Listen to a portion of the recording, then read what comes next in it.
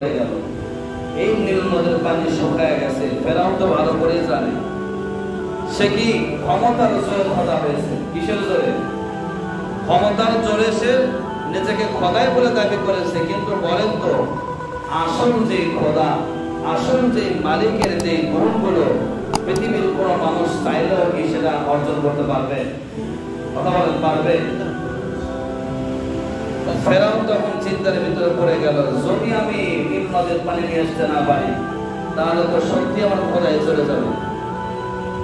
বললো ঠিক আছে, যাও তোমরা, আমি অল্পের ভিতরেই নীল নদের পানির ব্যবস্থা করে দেব। এই বলার পরে রাত যখন গভীর হয়ে গেছে, ফেরাউন একটা তেজি, একটা শক্তিশালী ঘোড়ার উপরে আরোহণ করে গভীর রাতে ঘোড়াকে নিয়ে ছুটে চলে গেছে নীল নদের একটা পাহাড়ের চূড়ায় একটা গর্তের ভিতরে ঢুকে আল্লাহর দরবারে সিজদা করে গেছে। সুবহানাল্লাহ।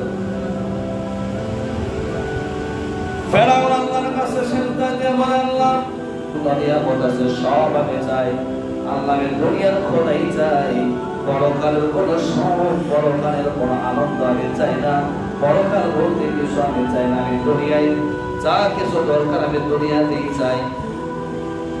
এইভাবে আল্লাহর কাছে বারবার করার পর আল্লাহ, আমি জানি নীল নদের পানি আনার কোনো ক্ষমতা আমার নাই, কিন্তু আমি তোমার তো একজন বান্দা, তোমার কাছে আরজি করি, একটা ইবলিশ নরদম শয়তান যদি আপনার কাছে প্রার্থনা করে আপনার কাছ থেকে কিছু নিয়ামত পেয়ে থাকে, আমিও ইবলিশের মতো কিছু নিয়ামত আপনার কাছে চেয়ে, যদি আপনি নাফরমান ইবলিশকেই আপনি যার ক্ষমতাগুলো দান করেন, আল্লাহ আপনি আমাকেও কিছু ক্ষমতা দান করেন।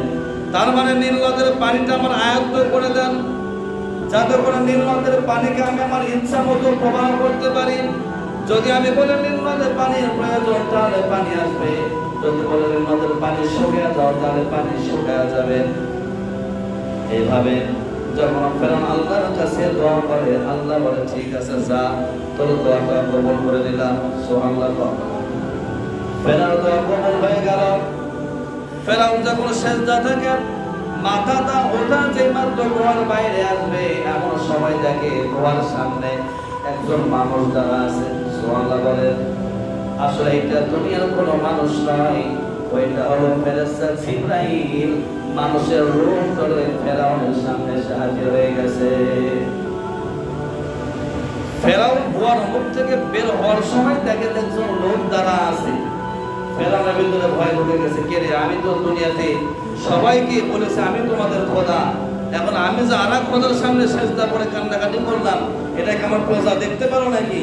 তাহলে আমার মান সম্মান সব গুলোর সাথে মিশে যাবে। সোল চুরি করলে চোরের ভিতরে ভয় থাকে না? থাকে না? কথা থাকে কি থাকে না? ফেরাউন সিজদা থেকে মাথা তুলে চিন্তা করলো, আমি যাতে কোনো সিজদাই করে কান্নাকাটি করলাম, আসল খোদার কাছে চাইলাম, এটাকে দেখতে পারো নাকি? ফেরাউন তারপরে গিয়ে একটু ভাবতে বলতেছে, এই কে তুমি? তোমার সাহস যখন তোমার পেছনে নিয়েছো, এই জায়গায় কি? লোকটি বলতেছে, আমি আপনার কাছে অভিযোগ নিয়ে আসছি, একটা বিচার নিয়ে আসছি। বলে, বিচার নিয়ে আসবে ভালো কথা, কাল রাজ্যে আসবে, আমার দরবারে আসবে, তুমি এই জায়গায় কেন আসছো? বলে, এমন একটা বিচার, এই বিচার আপনার দরবারে হবে না, এই বিচার এই জায়গাতেই করতে হবে। বলে, কি বিচার?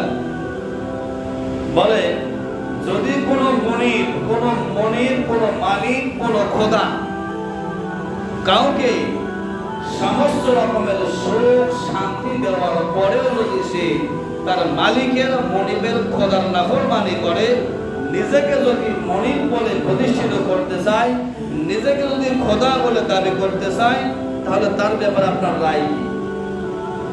বলে, তার ব্যাপারে রায় হলো তাকে পানিতে চুবায় মারা দরকার। কি করা দরকার? পানিতে চুবায় মারা দরকার, ডুবিয়ে মারা দরকার।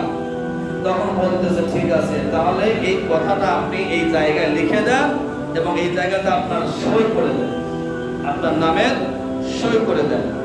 ওই কথা লিখিত হয়ে গেল যে যারা মনিবের কথাকে অমান্য করবে, মনিবের সাথে নাফরমানি করবে, নিজেকে খোদা বলে দাবি করবে, তাদেরকে পানিতে ডুবিয়ে মারা হবে।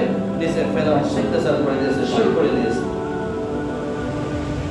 এইবার ফেরাউন যখন সিগনেচার করে দিল, ফেরেশতা জিবরাইল হঠাৎ রোদা হয়ে চলে গেল। ফেরাউন একটু উকি মেরে দেখে যে নীল নদের পানি পরিপূর্ণ হয়ে গেছে। সুবহানাল্লাহ। এরপরে যাই হোক আস্তে আস্তে দেখে নীল নদে পানি চলে আসে, তখন সমস্তদের খোদা বলে মেনে নিয়েছে, সবকিছু ঠিকঠাক ভালোভাবে চলতেছে। এমন সময় তার রাজ্যের একজন জ্যোতিষী ঘোষণা করলো, ফেরাউন বাদশাহ ও খোদা, আমি আপনার এই রাজ্যের কিছু ভবিষ্যৎ গণনা করতে গিয়ে আমি একটা বিষয় পেয়েছি, সেটি হলো আকাশে একটা নতুন একটা চাঁদের উদয় হয়েছে।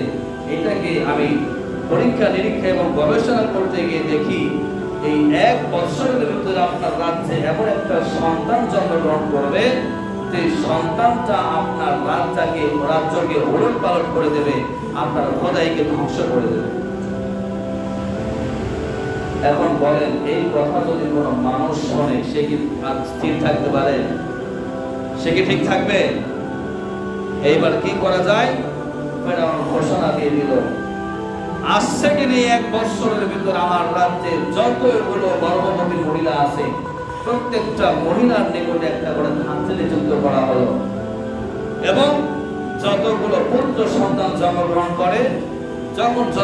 করে সঙ্গে সঙ্গে নিয়ে সেটাকে কতল করা হয়, জবাই করা হয়। যেরকম